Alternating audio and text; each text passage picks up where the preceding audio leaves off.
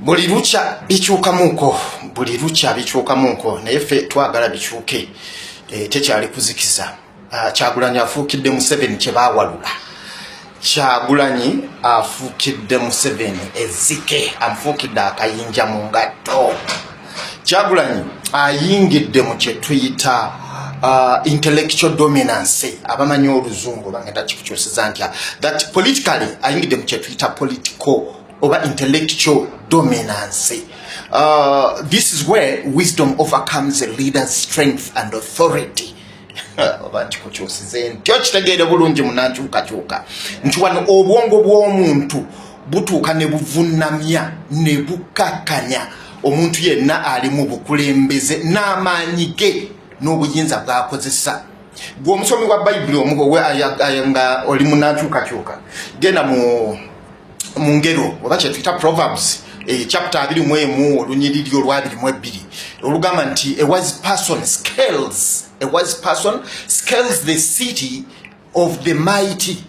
Omusajja omugezi kagezi munnyo avunnamya ekibuga ekyaba abeeyita abatuukirivu, the mighty, abatakoonwako bannatakoonwako, n'asikasika oba n'akkakkanya oyo abakulembera yenna oba gwe babadde bassaamu ekitiibwa.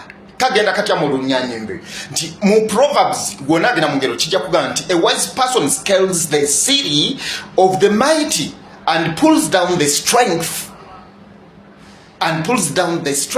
of the stronghold in which they trust. Kyekyo Kyagulanyi kyakola Museveni mwenga bwe twogera Museveni tuba tetugamba yeyeka, tugamba n'abo batiimu ye yonna batiimu Museveni bavudde mu kukwata ba foot soldiers kati bayingidde mu kye tuyita okutulugunya n'okukwata batuyita ba technocrats. Kiba kitegeeza nti kati kivudde mu kubuusabuusa n'okunafuya mu Kyagulanyi munafu, wabula nga Museveni amaze okonfaminga nti ekintu kimuzitooweredde abuge mazima.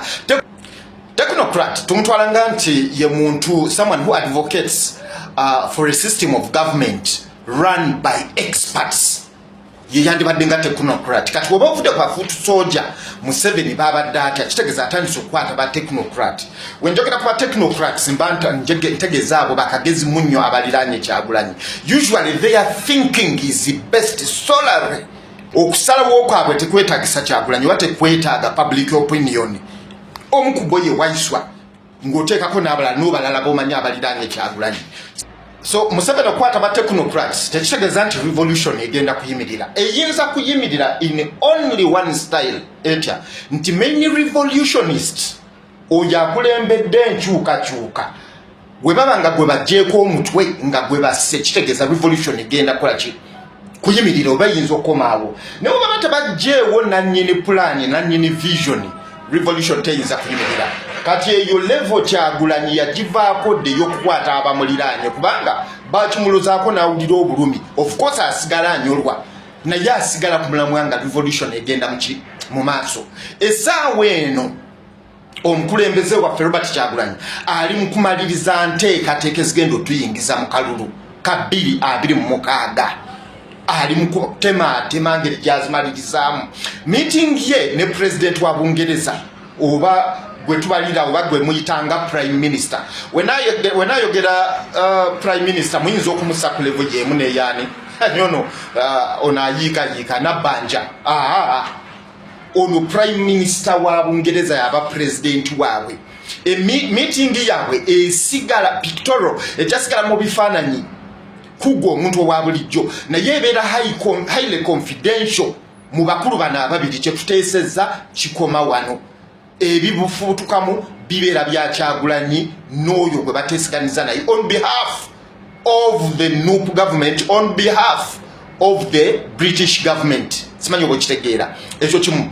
Meeting y'omukulembeze waffe ne ba agents ba Putin oba njogera ku Russia, wenjogera Putin oba omutegeera njogera ku meeting ya president waffe Kyagulanyi n'ab'eŋŋanda za Putin abakola business za Putin ebeera highly confidential. Ebivaamu tebiyinza fubutuka kubanga Kyagulanyi essaawa eno talina gwe yeesiga. Era bw'abanga alina gw'agamba ku ba technocrats abamuliraanye ayinza okuba omu oba babiri ebisigadde aba byesigaliza kubanga si mujega ate ye vision bearer.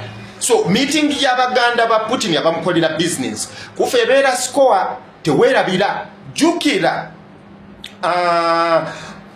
Daily Drinking General yagenda ke Russia meeting ne Putin ebyavaamu byasigalawo nenga yali rejected, totally rejected okujja kondozo okusigala mu business ye mwanyi okitegeera. So ebinavaamu byonna mu meeting zezo tusaba omukulembeze waffe abenga atuwa results twagala win mu 2026 akalubwako tukoye jogo lyabo n'obusajja terms and conditions ze bakuteereddewo tukusaba okalubye ate tokalubya nnyo kubanga zigenda kujigiriza ki banansi tusaba otukole terms and conditions ezituyamba mu revolution eno nga tezinyigiriza muntu wa gwanga oba nga zigenda ku benefitinga eggwanga n'abo abatuyambye kubanga Museveni ayitayimiriddewo ye kayimiriddewo n'abasajja abazungu bano democratically kana akalu tugenda kawuta by 80%.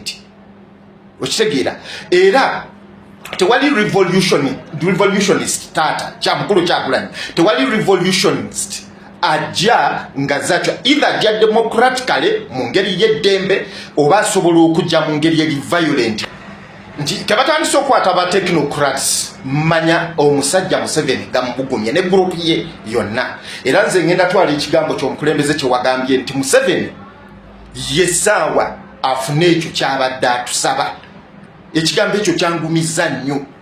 Jukira ebigambo bino nti mu Luganda tugamba nti guluma yaguzza enzi kuteruma kundi.